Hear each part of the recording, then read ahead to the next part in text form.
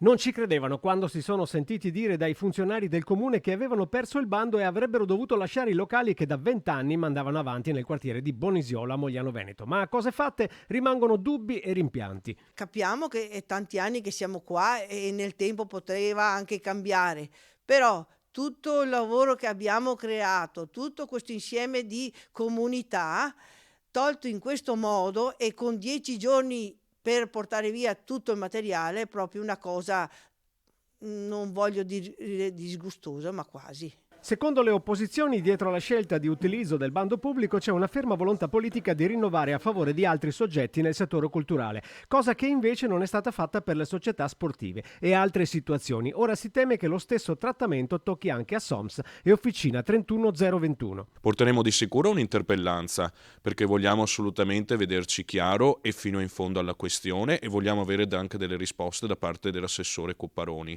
Dopodiché, in fase di bilancio, andremo anche a quello che è il nocciolo vero del problema, ovvero la mancanza di spazi sociali di aggregazione in questa città, perché crediamo che la soluzione sia quella di investire per costruirne altri, non di mandare via le associazioni storiche che da anni lavorano dentro queste sedi per fare attività sul territorio. I veri motivi però sembrano altri e molto distanti dalla politica della giunta Bortolato. Si è creata una situazione di litigio all'interno della frazione e noi abbiamo dovuto, viste le richieste più di una di utilizzo di quello spazio, abbiamo dovuto fare un bando di gara. Il bando di gara è la modalità che garantisce la correttezza e la trasparenza di un atto amministrativo. Io vedrò i nuovi gestori e vedrò anche i vecchi gestori nei prossimi giorni, nulla vieta che si collabori. Questo noi dobbiamo cercare di fare.